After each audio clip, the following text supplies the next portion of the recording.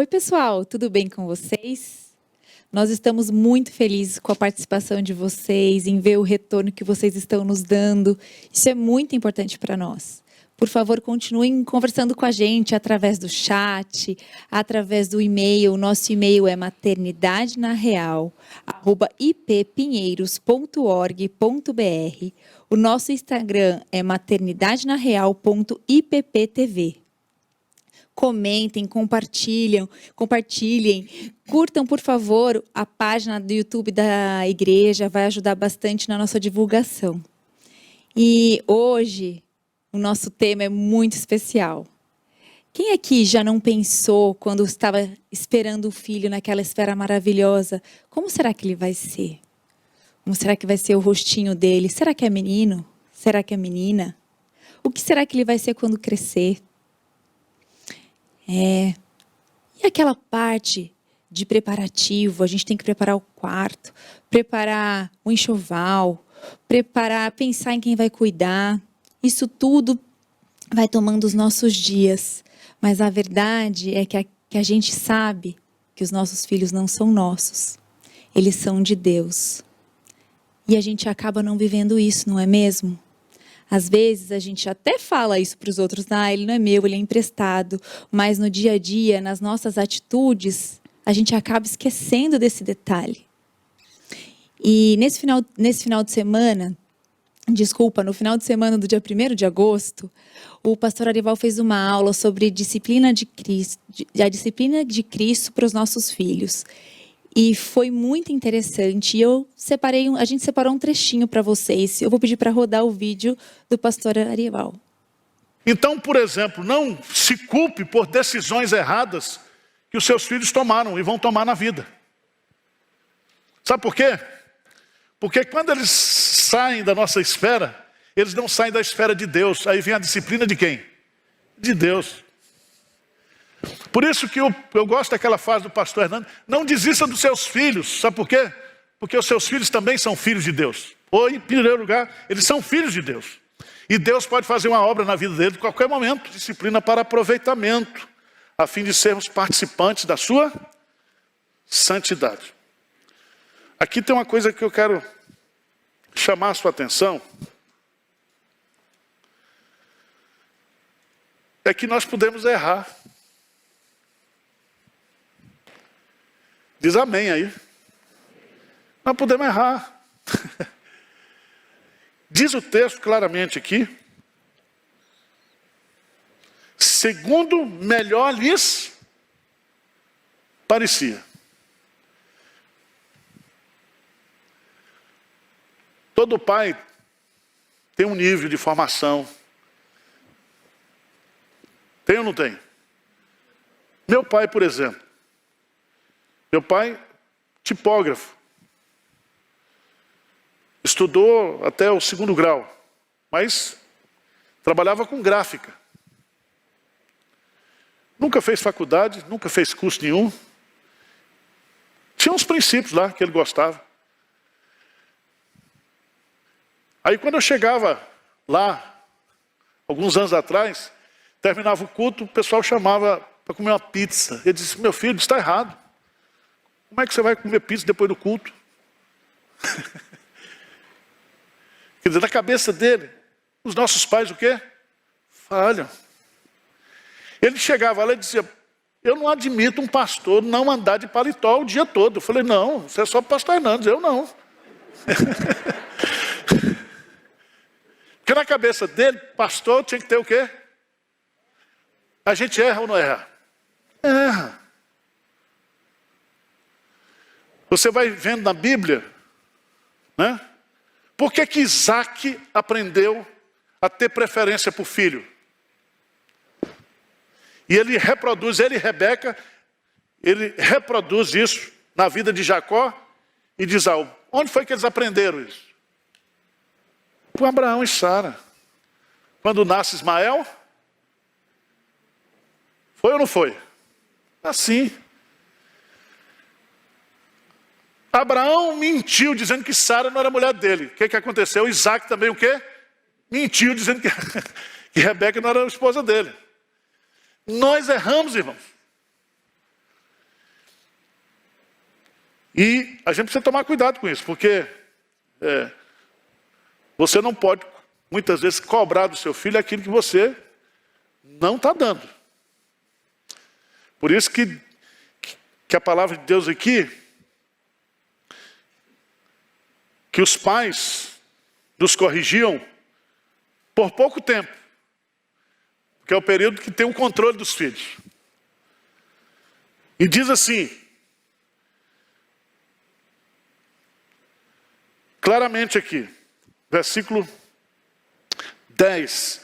Pois eles os corrigiam por pouco tempo, segundo melhor lhes parecia. Segundo melhor lhes parecia. Todo mundo fala mal de Eli, né? Os filhos de Eli, o sacerdote, tal. O próprio Deus coloca lá que ele foi condescendente com os filhos. Mas os filhos eram grandes. Samuel também nomeou os filhos dele como juízes. E o povo de Israel não aceitou. E Samuel era um homem íntegro. Um homem exemplar. Não existe criação de filho sem a graça de Deus, tá? Se quiser dar um diploma para você de que você é um bom criador de filho, não receba não, que é falso. É falso.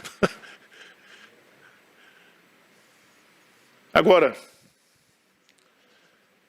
procure viver a vida com o mundo lá, como diz Pedro, com simplicidade, com autenticidade.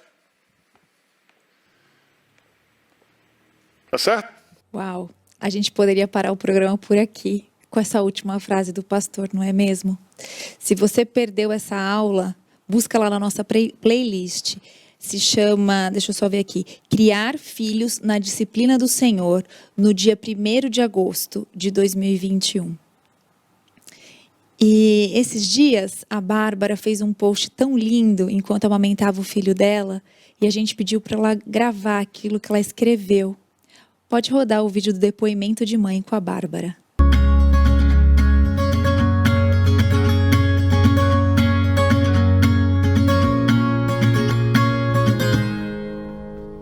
Oi, eu me chamo Bárbara, sou casada com o Luciano e mãe do Natan, de 5 meses. Conheci a Cristo há 7 anos e me casei no Senhor. Eu e meu marido fizemos a promessa de edificar um lar para a glória de Deus, e isso inclui a criação de nossos filhos. Por isso, muitas vezes, os momentos de amamentação, eles se tornam ocasiões de oração aqui em casa. Eu olho para esse pequeno tão lindo, tão maravilhoso, tão dependente e sensível, mas que traz consigo a corrupção de Adão. Nasceu separado de Deus, como está escrito em Romanos 3:23, que todos pecaram e carecem da glória de Deus. Então, da alegria, eu passo ao temor do Senhor e oro para que Deus tenha misericórdia de seus pecados e que no momento devido, o Natan reconheça Cristo como seu Senhor e Salvador. Mas refletindo sobre isso, me veio a questão: por que eu desejo que meu filho seja salvo? Única e exclusivamente para desfrutar das bênçãos que Deus prometeu por meio da nova aliança em Cristo? Entendi que sim, posso desejar isso, mas há algo mais que também devo desejar, algo maior para o qual o desejo inicial foi dado por Deus e que devo desejar e fazer florescer, que ele seja salvo para anunciar as maravilhas de Deus, o Rei, o Senhor Jesus, seu reino e a sua vinda, que ele pregue o evangelho aos seus coleguinhas na escola, na faculdade, no trabalho e em sua própria família, que ele seja servo do Senhor onde quer que Deus o leve, que assim como flechas, como diz lá no Salmo 127, ele vá mais longe do que eu e seu pai conseguiremos ir, que nosso bom Deus tenha misericórdia de nosso desejo egoísta, de centrarmos a maternidade em nós mesmas e em nossos filhos, ao invés de vivê-la para o serviço e para a glória de Deus. Amém?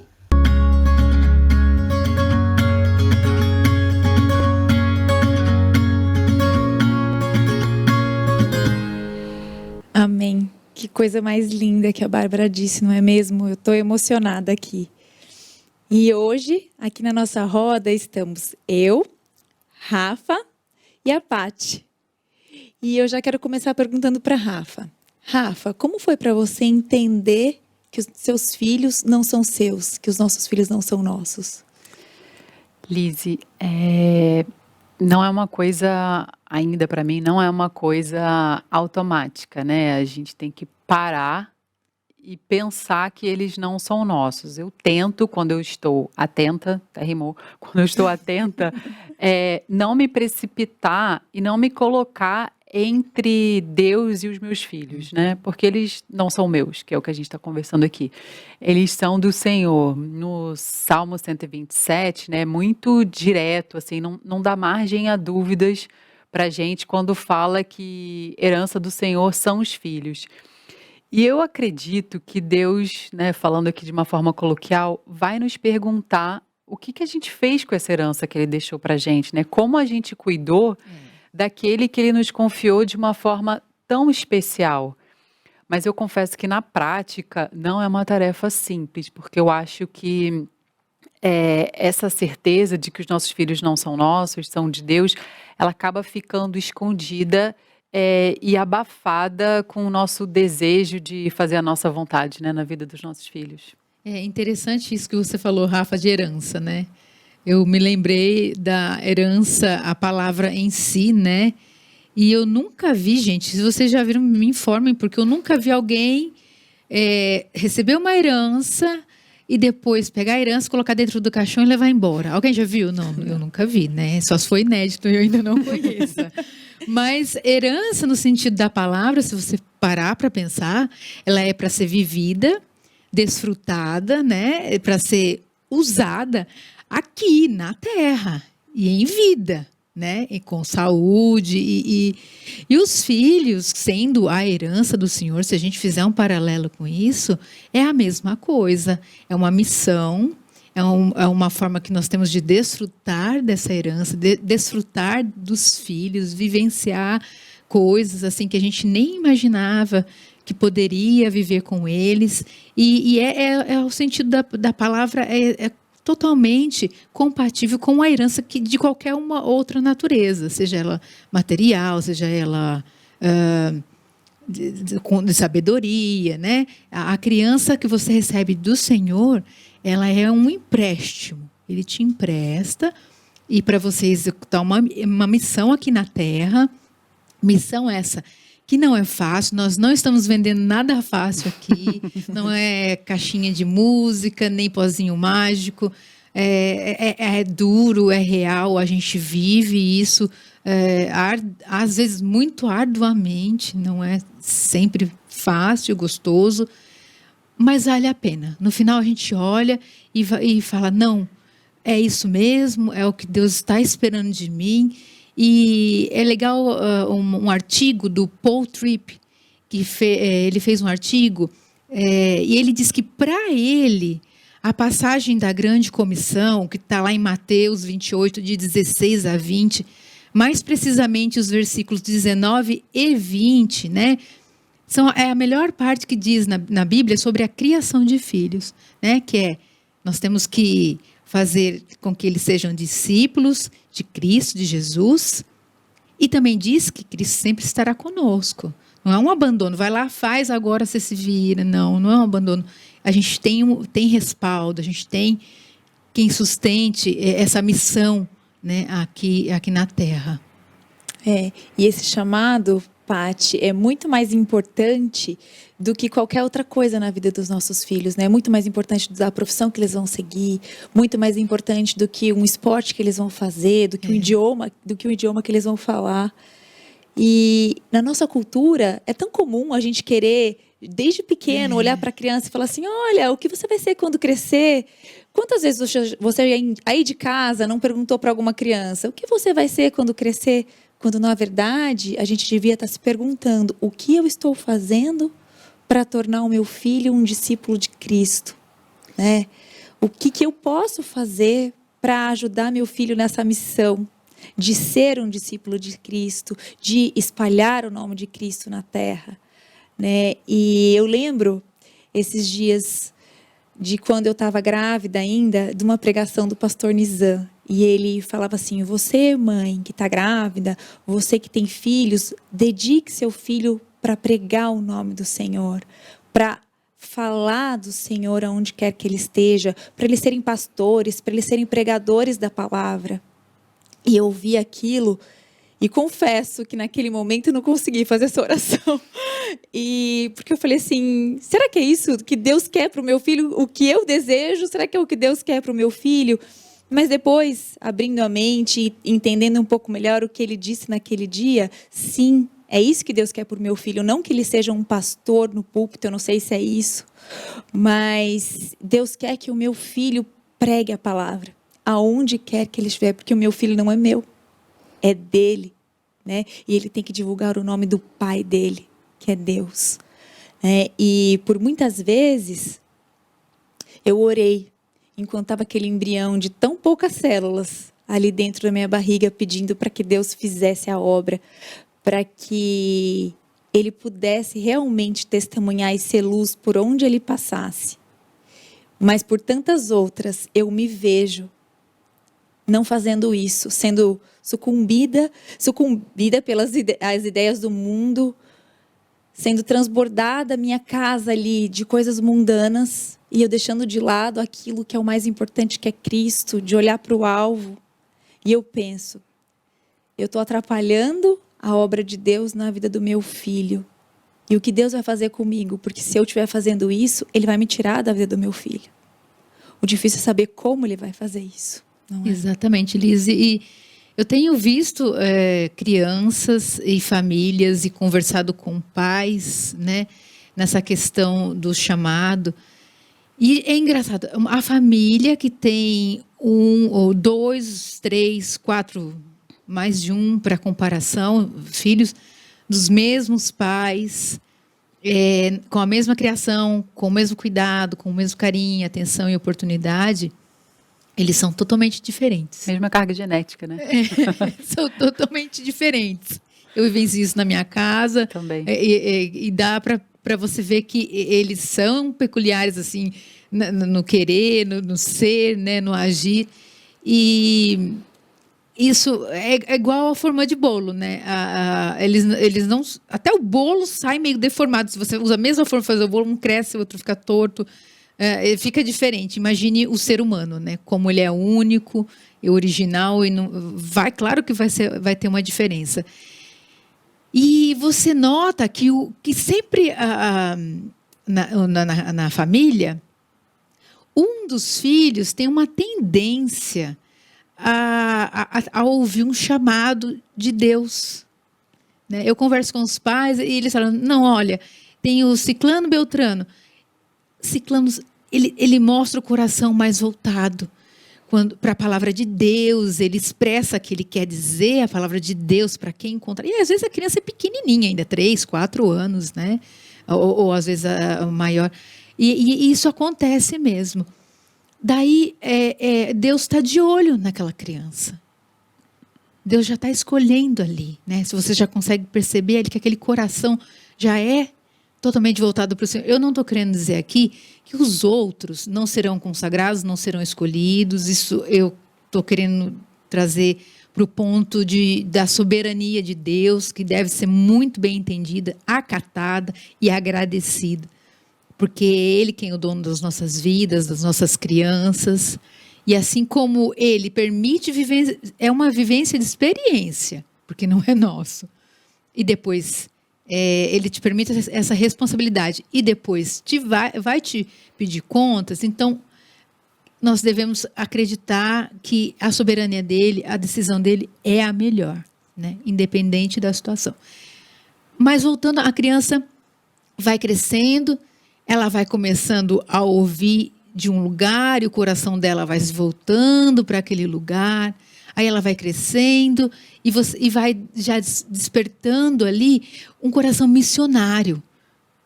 Um coração de uma criança um menino que possa vir ser um pastor, uma menina que quer ser uma missionária.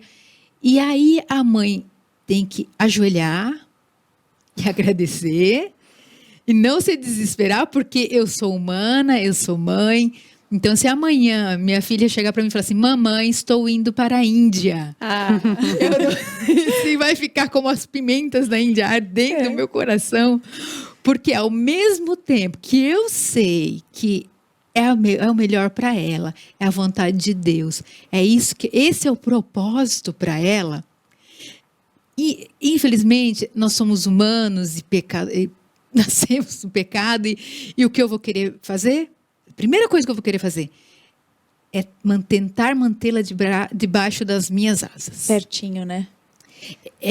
Vir a mente que é meu. Onde a gente tem o controle, né? Onde a gente acha que tem o controle. Você não quer ser Enganoso missionária é aqui o no coração. prédio, né?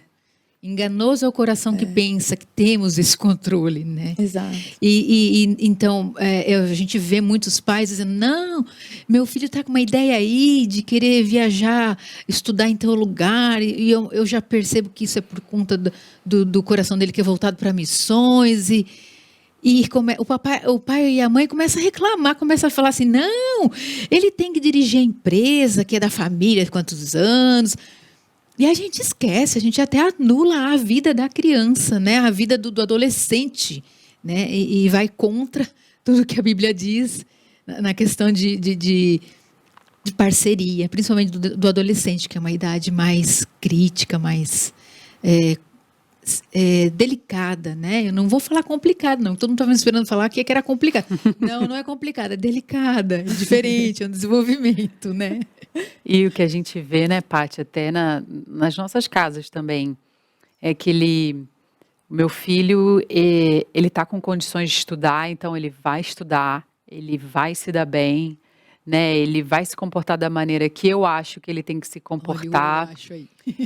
Ele vai ter esse tipo de relacionamento, ele vai fazer essas escolhas, porque é isso que faz mais sentido para nossa família, para minha família, sempre centrado no que eu acho, eu mãe ou eu pai, no que eu acho que é o melhor para ele. Fica no eu, no eu, no eu. E aí entra um pouco naquilo que você falou, a gente acaba anulando aquele indivíduo específico, né, único, que Deus formou, que Deus fez, e que tem planos específicos para aquele indivíduo. E planos maravilhosos, infinitamente melhor do que os nossos, mesmo com todo o nosso planejamento. E a gente fica muito nesse eu, né? A minha vontade, o que eu acho, o que eu espero. Mesmo a gente sabendo que os planos de Deus são melhores que os nossos, a gente ainda fica nessa luta de fazer com que a nossa vontade aconteça ali na vida dos nossos filhos. E eu vejo também que se a gente continua, né, nesse esforço de fazer a nossa vontade na vida dos nossos filhos, isso traz um desgaste, né? Um desgaste pra gente, Emocional, né? um desgaste emocional, fica pesado. Às vezes é desnecessário, né? E como a Lise comentou, às vezes a gente está sendo pedra de tropeço, né? A gente está indo para um caminho que Deus nem escolheu, né? E isso vai pesando na gente e muitas vezes causando uma frustração na gente e na criança, principalmente quando chega na fase da adolescência, né?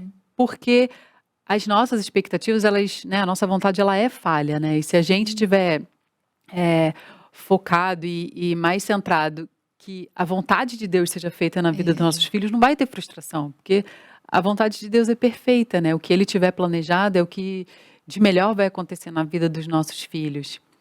A gente vê também no Novo Testamento ali, quando Paulo fala em Efésios, eu tinha anotado aqui qual era o endereço certinho, Efésios 6:4, quando Paulo fala que e vós, pais, não provoqueis vossos filhos a ira, mas criai-os na disciplina e na admoestação do Senhor. Perfeito. A gente vê tanta pregação, tanto artigo, estudo sobre esse versículo, exortando os nós pais a não provocarmos os nossos filhos, né, na questão da disciplina, de como instruirmos, mas uma parte muito especial desse versículo é quando ele fala do Senhor, né?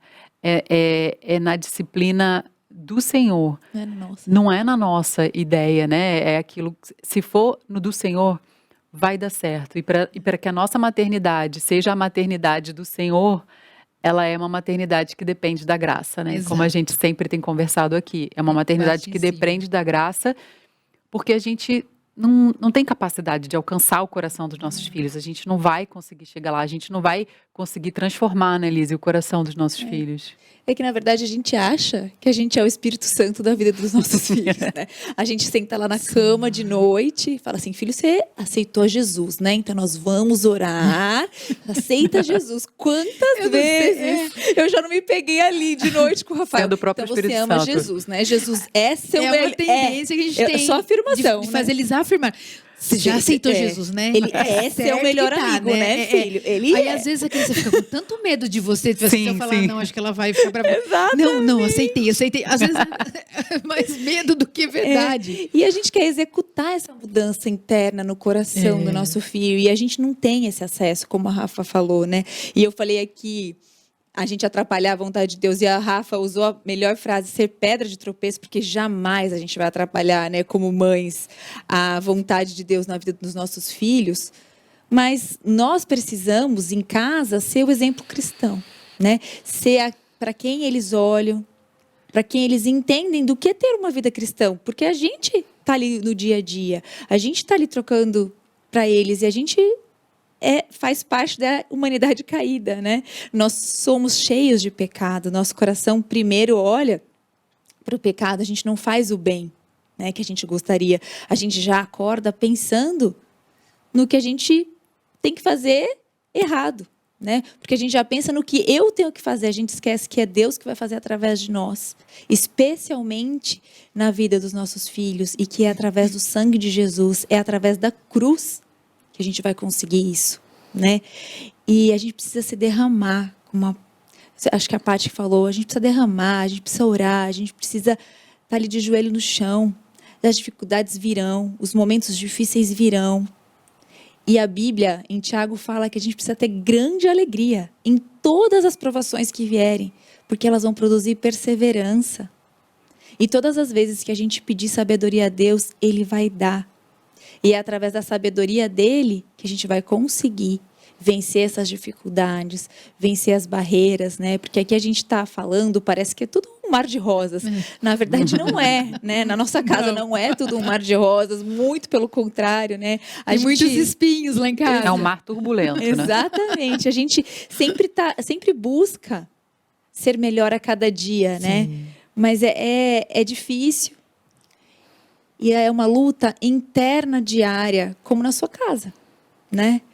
Para a gente entender o que Deus quer de nós, para que a gente seja um instrumento dele na vida dos nossos filhos, uma ferramenta útil na vida deles. E é interessante essa parte da oração e o exemplo, né? Exemplo é tudo. Exemplo, a criança, ela tá ali ligada. O adolescente, mais ainda. Porque o adolescente, ele te revida. Ele fala assim, mas você não faz, por que eu tenho que fazer? É na lata. A criança vai observando e ela vai se moldando, ela vai copiando. Então, o exemplo, a atitude, a forma com que nós agimos é essencial na educação, na criação dos filhos, para que eles entendam que o Senhor deles é o Deus verdadeiro, que eles amem o Deus verdadeiro, que eles sigam esse Deus que nós também amamos, seguimos e cremos, né? E a gente que tem criança pequena já sabe que uma música, um livro, um desenho que você estimule, conversar, contar história, andando pela rua, sentado no sofá, dentro do carro, indo para lá ou vindo para cá, são sempre oportunidades de expressar o Deus em que nós acreditamos, o Deus que deve ser o Deus que eles devem seguir e levar adiante, né? A sociedade, ela sempre valoriza o sucesso. O sucesso que Deus valoriza é um sucesso diferente. É outra coisa. A sociedade sempre valorizou a aparência e Deus vê o coração. É o mais importante, é o coração. E nós tentamos ensinar constantemente.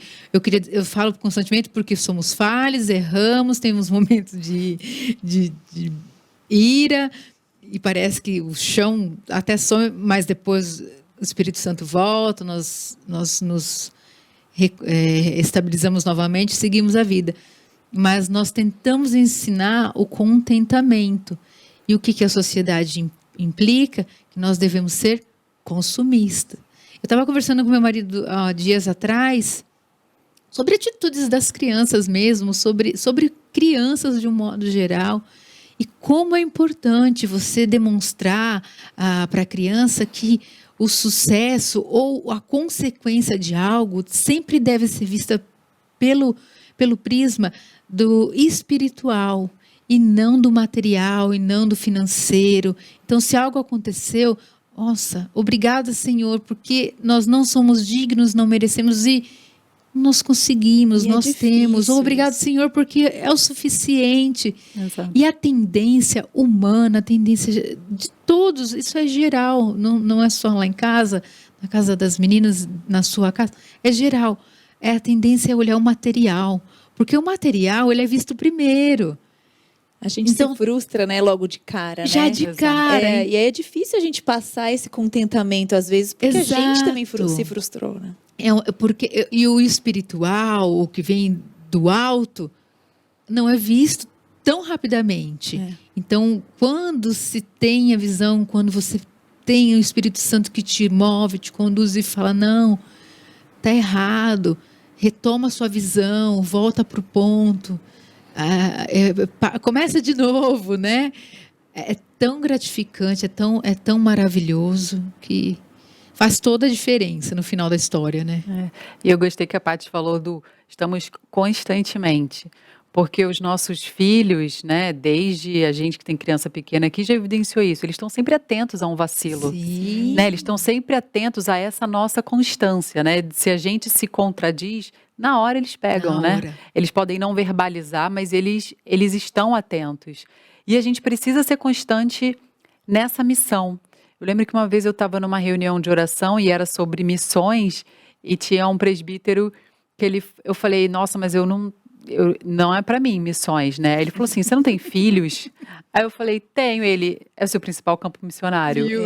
Depois desse dia, eu falei, eu sou uma missionária dentro da minha própria casa. E é mesmo, a gente tem que ser constante nessa missão, como o artigo que você trouxe do Paul Tripp.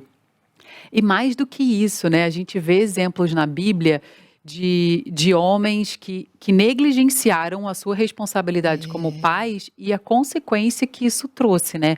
O exemplo de Eli, lá em Samuel, é muito forte quanto a isso. Eu separei aqui um versículo porque ele tinha consciência, né, da conduta dos filhos e ele não tomou uma atitude em relação a isso. Tem um versículo lá em 1 Samuel 3,13. Gente, olha que forte. Deus falando, porque eu já lhe disse que julgarei a sua casa para sempre, pela iniquidade que ele bem conhecia, porque seus filhos se fizeram execráveis e ele os não repreendeu. Então, como pais, a gente não pode negligenciar essa missão, essa herança que nos foi dada. Exato. E para que a gente não negligencie isso, a gente tem que cuidar da nossa vida espiritual antes, né? Porque a gente tem que estar com intimidade com Deus e aquele conhecimento da palavra que a cada dia a gente acrescenta mais um pouco, mais um pouco, mais um pouco, para que a gente consiga executar essa missão cada dia, né?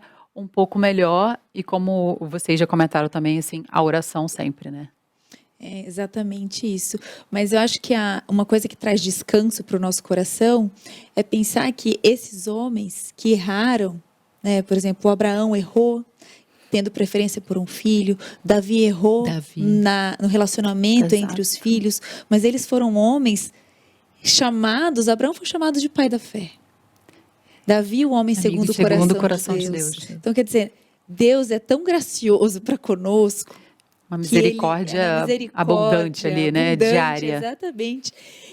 Que ele olha para a gente através do sangue de Cristo, né? Porque se fosse por nós, por aquilo que a gente faz, a gente estava perdido. Perdida totalmente. Né? E essa questão de ser intencional, de estar ali diariamente, de estar ali todo dia, eu acho que é tão gratificante que se a gente olhar para qualquer mãe que hoje tem seus filhos na igreja, ou criando filhos, ou no campo missionário, tendo discípulos, não necessariamente dentro de casa, quando você olha para ela e pensa, o que será que essa mãe tem no coração, olhando para o passado, pensando no trabalho árduo que ela teve, nas ações que ela fez, em tudo que ela deixou de fazer. Eu lembro aqui do nosso programa que a gente gravou com o Ricardo, e uma coisa que mexeu muito comigo foi que um amigo do trabalho uma vez perguntou para ele assim, mas cara, você está todo sábado e domingo na igreja, você não tira um tempo para você, sei lá, se divertir com a sua família? E não, o mais importante não é se divertir com a família, é ensinar a palavra de Deus, não que isso não seja necessário, não que isso não é uma coisa que a gente vá fazer, mas a gente tem que escolher o que é importante, né, para a nossa família e para o nosso filho. E eu queria agora chamar a Elza, no nosso quadro Alô Vovó, para falar um pouquinho para a gente sobre isso, de como é olhar para trás e enxergar os nossos filhos hoje amando a Cristo. Roda o nosso quadro Alô Vovó. Alô, alô, o Alô Vovó está aqui para vocês. Oi, pessoal, que privilégio estar aqui com vocês. E meninas, que pergunta mais fácil, né? Se valeu a pena todo o tempo que eu gastei com os meus filhos, tudo que foi feito por eles, as orações que eu fiz por eles. Nossa, como valeu a pena, faria tudo de novo. Eu me lembro que uma amiga minha me contou que no dia do aniversário de 1 ano do filhinho dela, o pai da criança, quando orou, disse ter convicção que era 1 ano a menos de vida daquela criança ali dentro do lar. Então, sempre que eu me lembrava disso, eu tentava aproveitar, né, o tempo com meus filhos, né? Mas eu queria contar para vocês uma coisa que foi excelente. Na verdade, foi o que realmente funcionou aqui.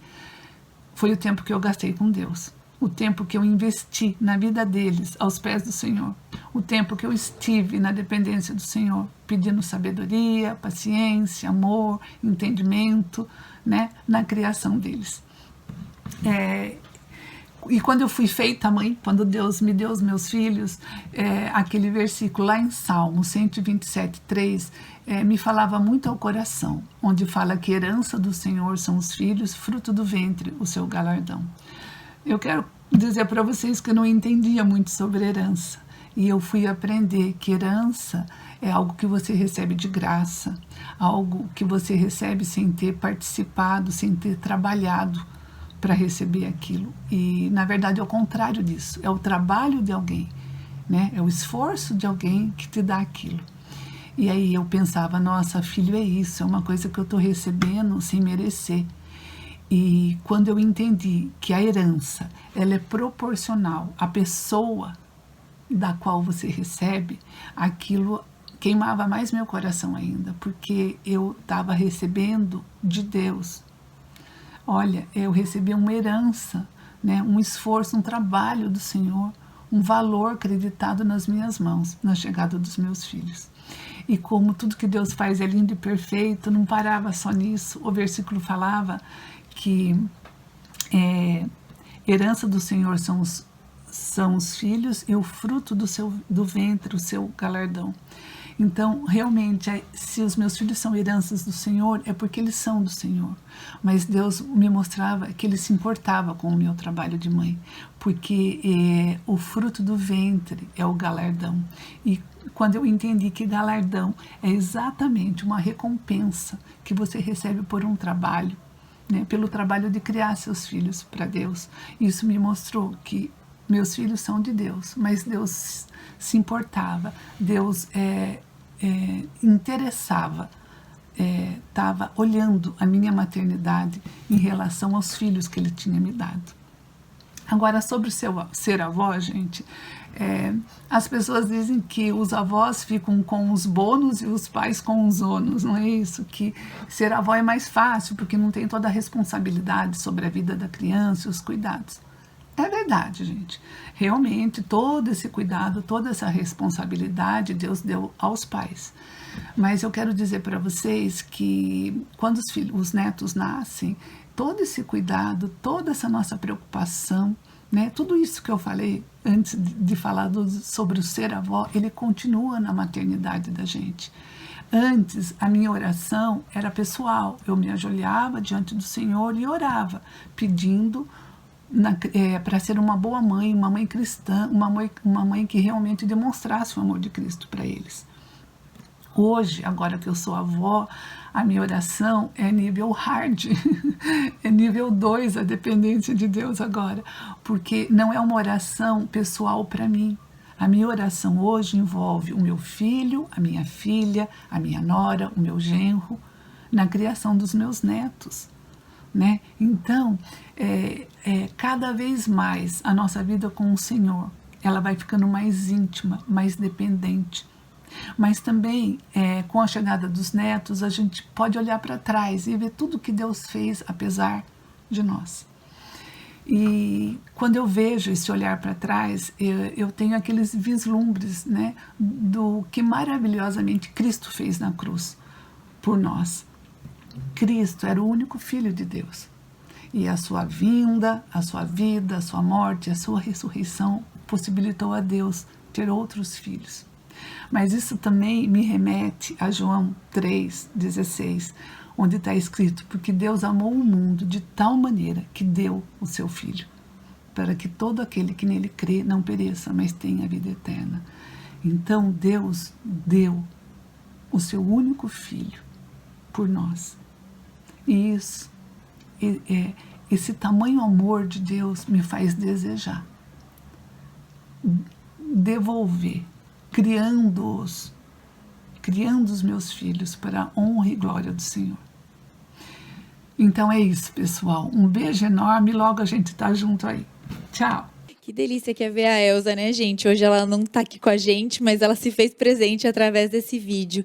E como é bom a gente ouvir alguém que já passou por tudo isso, pelo menos para mim, que ainda tô com o Rafa tão pequenininho, e nesse trabalho diário de repetição, né, que às vezes é cansativo.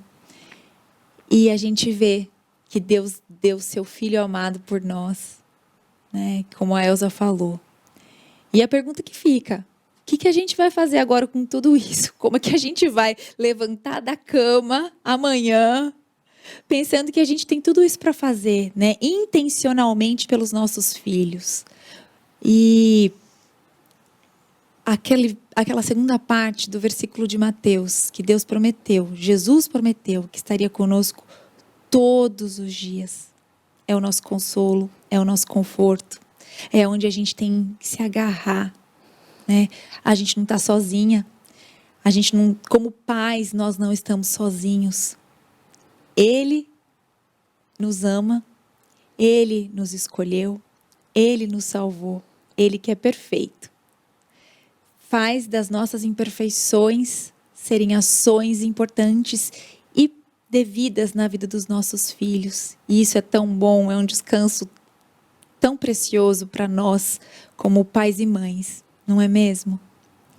E aqui hoje, na nossa roda da vulnerabilidade, a gente vai falar um pouquinho sobre como foi para a gente receber e entender esse momento, né, da virada de chave, da gente entender que os nossos filhos não eram nossos. E eu queria perguntar para você, Rafa, como foi para você esse momento que a chave virou?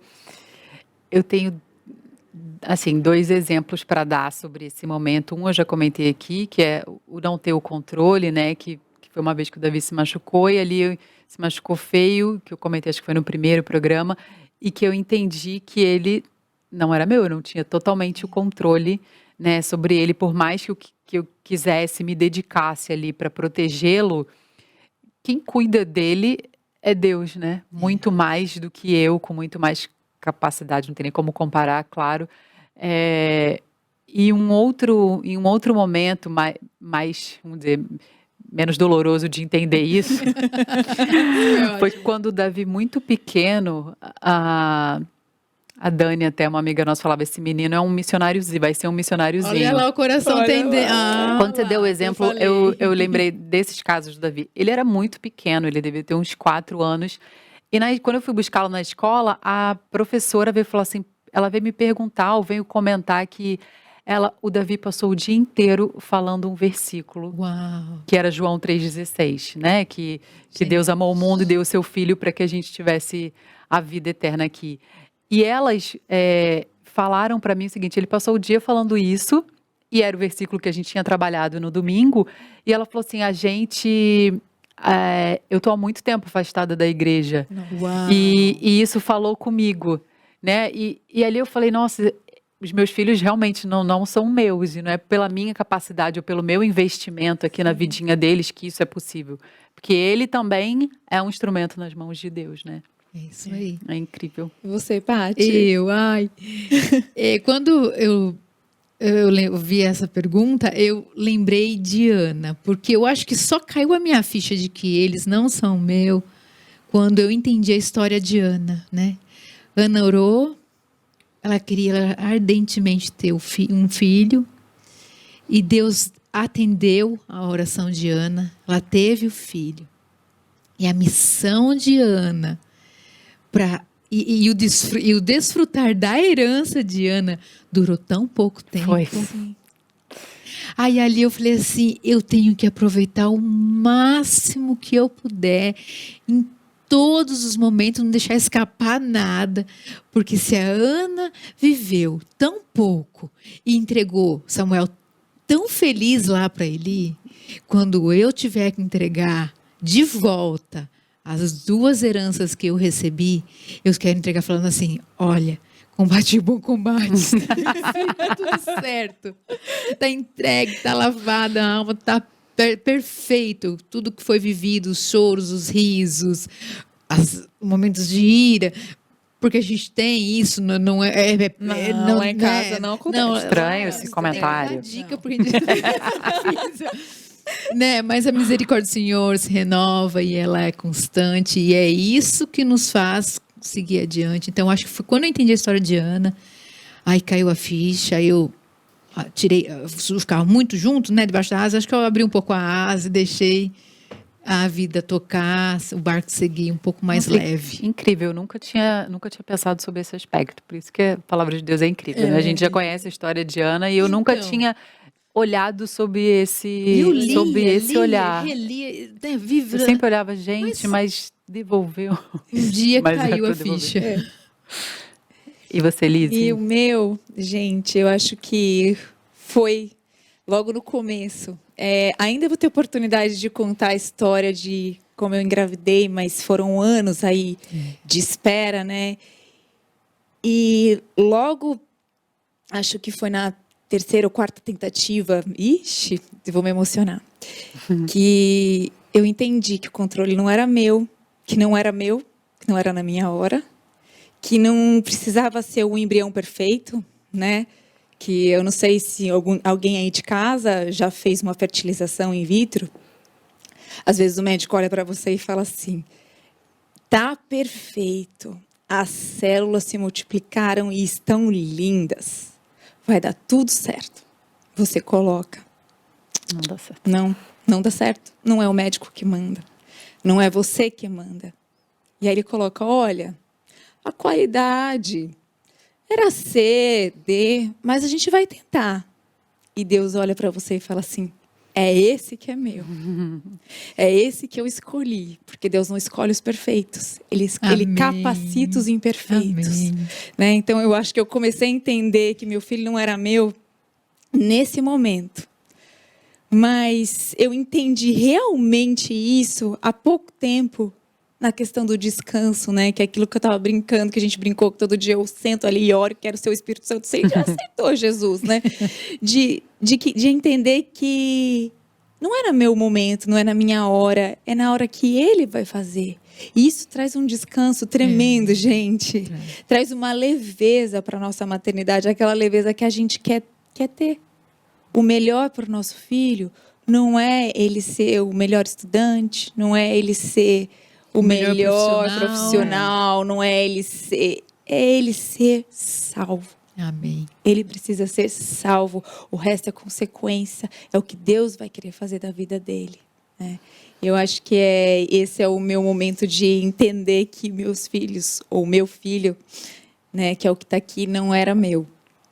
E, Gente, que delícia, né? Que é poder Muito bom. a gente poder olhar e relembrar e trazer isso. Consegui me controlar aqui, pessoal. Emocionou a gente, né? Eu tô emocionada. Eu também. Mas consegui falar. E um dia ainda a gente conversa mais um pouco sobre esse certeza. assunto. E é um assunto importante para a gente trazer aqui na nossa roda. Acho que é assunto que não falta, viu, gente? Pode ficar tranquilo.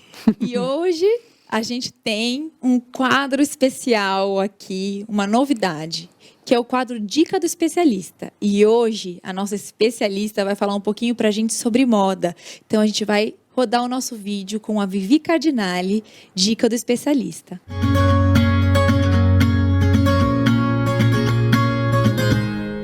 Hoje vamos falar de um assunto que virou uma polêmica nesse último ano, que é a tal da roupa de ficar em casa. Quando a roupa de ficar em casa faz muito sentido? Se você tem uma rotina onde você trabalha fora, onde você fica a maior parte do tempo fora da sua casa, muitas vezes você sente ou você quer sentir um conforto maior ao chegar. Sentir que você está na sua casa, que você pode ficar mais confortável, até usar uma roupa mais rasgadinha, confessa aqui pra mim. Mas, no momento em que a maior parte das pessoas precisa mudar de vida e passa todo o tempo dentro de casa, se a gente se rende a essa tal história da roupa de ficar em casa, principalmente se ela for rasgada, né, aquela bem velha, isso pode afetar a sua parte psicológica. E eu não sei se você já sabia disso. Quando a gente não se troca para fazer atividades diárias, o nosso cérebro tende a perceber ou a pensar que a gente não mudou, que a gente não acordou, inclusive. Isso dá uma preguiça, isso afeta a nossa produtividade, isso afeta como a gente vive o nosso dia. Imagina isso durante anos. Você pode sim entrar até numa depressão ou ter um problema de autoimagem, sabia disso? Porque apesar das outras pessoas não estarem te vendo, você está se vendo boa parte do tempo. Seja para escovar o dente, ou quando você passa num cômodo que tem um espelho, por exemplo, você pode precisar se ver, ou mesmo quando você vai fazer uma reunião e aí você tem medo de abrir a câmera. Isso também é um sinal de que você deveria ter se trocado. Então fica aqui o meu convite para você revisar essa roupa de ficar em casa. Primeira coisa que eu falo pra você, dá uma olhadinha será que vale a pena ter tanta roupa velha, muito velha com você? A não ser que seja uma peça de estimação, que faça muito sentido, faça você lembrar de um momento legal da sua vida, tudo bem. Agora, se não, já existe no mercado roupas super confortáveis, assim como a minha, e bonitas. E eu tenho habilidade para isso, não só por ser consultora de imagem estilo pessoal, mas também porque eu trabalho em home office desde 2016. Então eu precisei fazer uma adaptação na minha rotina para não querer ficar trabalhando todos os dias de pijama, não é mesmo? Então, como eu sei que isso pode afetar negativamente a sua vida, esse é meu convite. Então, avalia se realmente vale a pena ter roupa muito, muito velha e como você pode fazer com que essas roupas ainda confortáveis sejam muito bonitas e te tragam um conforto não só no movimento, não só porque você está na sua casa, mas também um conforto visual, por que não? A beleza, ela traz conforto visual pra gente. E eu tô mostrando aqui pra você, com o look que eu tô usando, que é possível sim, ficar bem vestida pra sua vida de forma confortável. Então, avalie e busque lojas também que tragam isso pra você. Já existe loja, esse foi o lado bom dessa história. As lojas que têm essa pegada, essa ideia de roupa confortável, porém bonita, elas se multiplicaram, então as opções ficaram muito maiores para quem quer trazer o conforto, mas ainda estar bonita, com a sensação que está trabalhando de casa, mas não deixando a vida passar. Cuide da sua saúde mental e saiba que o seu externo reflete no seu interno também. E aí, pessoal, gostaram desse nosso novo quadro? Por favor, comentem aí no chat. Não se esqueçam, sempre falem conosco. Por favor, deem dicas de temas que vocês gostariam que a gente tivesse aqui, convidados que vocês gostariam que estivessem aqui na nossa roda. Escrevam pra gente. E, pessoal, que importante que foi a gente lembrar esse assunto, não é mesmo? Vocês sabem que eu escutei esses dias uma frase: Deus não tem netos, Deus só tem filhos. O seu filho é filho de Deus, né?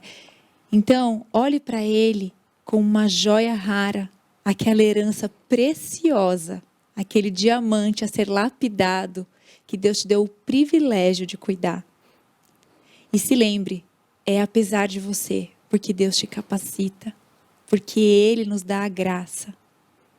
Porque há um belo lugar na graça de Deus para a maternidade. Um super beijo e até o próximo programa. Tchau, pessoal!